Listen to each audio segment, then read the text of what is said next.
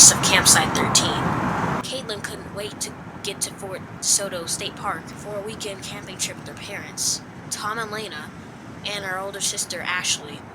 They had just crossed the Sunshine Skyway Bridge in their packed Toyota Tacoma and were only minutes away from the campground when she spotted a furry gray raccoon near the tree line.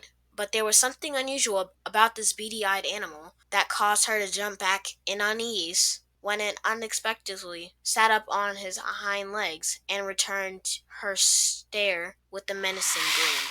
Sorry, Ash. Caitlin had accidentally struck her sister's shoulder with her elbow. What's wrong with you? Ashley snapped in irritation. Did you see that raccoon? Caitlin motioned. It was weird. You'll see a lot of those masked, striped-tailed bandits around the park, Tom laughed. I recall your mom and I saw quite a few when camping here years ago. This will be a good experience for you girls. Lena glanced back at Caitlin and Ashley. Your first camping trip. We're here. Caitlin called attention to a sign marking the camp entrance. Finally, I didn't think this ride was ever going to end. Ashley straightened from a slouch position as the truck rolled to a stop in front of the park office. I'll get us checked in. Tom got out, stretched his legs, and aimed for the office. Caitlin stood next to the truck and gazed on a small cove where numerous boats lined a rocky shoreline. Intrigued, she headed toward the cove and sat on a bench shaded by several tall cabbage palms. She had only been sitting there for several seconds when a palm frond suddenly fell and narrowly missed hitting her. That was close. She looked up at the tree and saw another raccoon. This one was staring down at her with a sinister-looking grin, as if responsible for the fallen frond. Curious, she thought. Just then, Lena called out from the truck, "Time to go." Caitlin waved and called back, "I'm coming." Before heading away, she glanced back up at the tree, but the raccoon darted out of sight. "There's definitely something strange about the animals here," she said and headed for the truck, following a winding road that meandered through the woodsy campground. They soon arrived at their assigned campsite, 13. Caitlin grimaced when she read the sign marking their site. "I don't like having campsite 13. Can we get another site?" "Don't be silly." Tom pulled into a small clearing amid cabbage palms and palmettos. "Since when are you so superstitious? Besides, it's the only spot they had left." He parked the truck and got out. "This is a great location, right on the bay." "I agree with Caitlin," Ashley said. "There's a reason Campsite 13 was the only spot left. It's because of the legend. No one ever wants campsite number 13, especially not on a full moon night." "How did you hear about that legend?" Lena asked as she got out to help Tom remove 4 bikes from the bike rack. "At school," Ashley answered. "My friend Tony told me about the curse of Campsite 13 when he found out we were coming here." "There's a legend? A curse? What did he tell you?" Caitlin wanted to know. "Well," Ashley's lips stretched into a mischievous smirk. "Long ago, on a full moon night, a family was out camping right here at Campsite 13. In this very spot, legend says that 2 brothers went to bed in their tent, but when morning came, it was discovered that one of the boys had vanished." Ashley dramatized the story. "They say that the surviving boy went mad, claiming were-raccoons had ripped through the tent and taken his brother into the middle of the night." "Were-raccoons?" Caitlin recalled the sinister grin cast by the raccoon she'd seen in the cabbage palm by the cove. "Yep," Ashley nodded, "and they always target campsite number 13. "That's enough, Ashley," Lena called out from the back of the truck. "You're scaring your sister with that foolishness." "Your mom's right," Tom seconded. "Now both of you get out here and help us unload this truck. We need to pitch the tents before dark." Caitlin opened her door, but she hesitated to get out when she heard a noise and caught a glimpse of gray fur from an animal scrambling up a nearby tree. She tried not to think of were-raccoons or the legend, but that was too hard to do when Campsite 13 sign stood in open view as a constant reminder. An hour later, Caitlin sat at a picnic table with her dad, who was cooking hot dogs on a small grill. A Mandarin sunset over the bay ushered in nightfall, and as darkness settled, she grew more and more unsettled at the thought of spending the night at Campsite 13. She didn't want to believe the legend of the were-raccoons, but something just wasn't right about the raccoon in the park. They seemed downright menacing. "Can you take this out to the large trash cans for me?"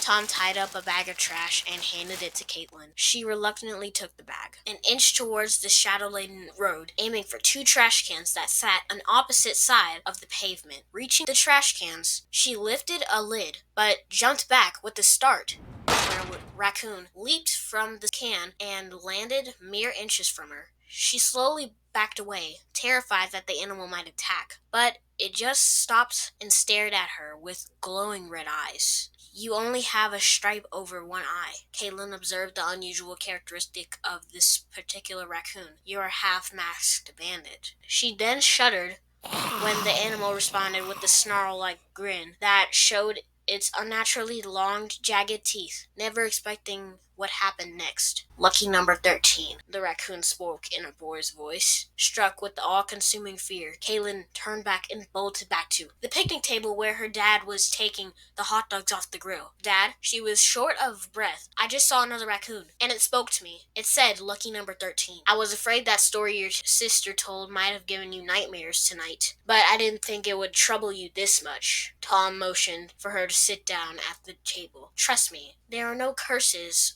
or were-raccoons. Nothing terrible is going to happen tonight, just because we're staying at Campsite 13. At that moment, Lena and Ashley joined them at the table. Both tents are set up. Lena reached for the package of paper plates. "We should sleep comfortably if we survive the night," Caitlin moaned, laying her head on the table. Lena looked at her. "Is that story about the curse of Campsite 13 troubling you?" "It sure is," Tom answered. "But I just reassured her that there is nothing to be afraid of." "I don't know, Caitlin. It's a full moon tonight, so you better keep an eye open."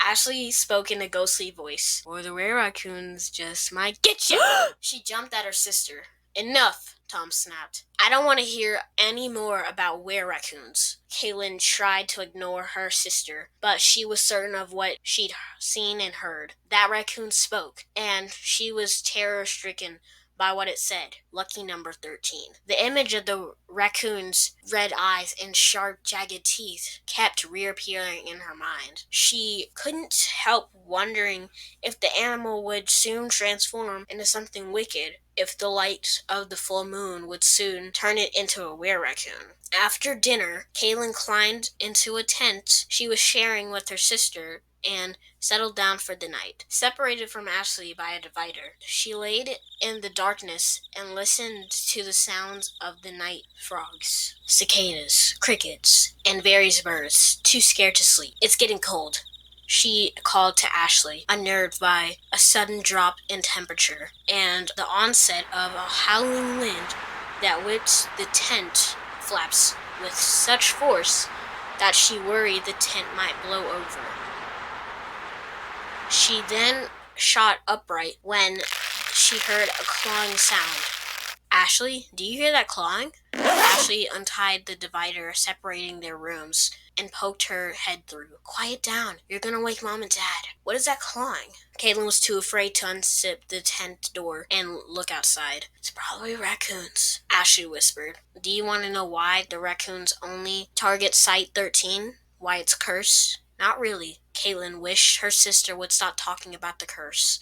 Ashley continued anyway. 100 years ago, in this very spot, a witch cursed a boy for stealing from her by turning it into a were-raccoon. Since then, on full moon nights, they say he appears with a group of other were-raccoons, children he has changed into were-raccoons over the years, targeting kids that are the age he was when he was cursed. Your age. "I don't want to hear anymore." Caitlin covered her ears. "He only claims kids that stay at Site 13, right here, where he was cursed. And according to the legend, he can only be recognized by his half-mask.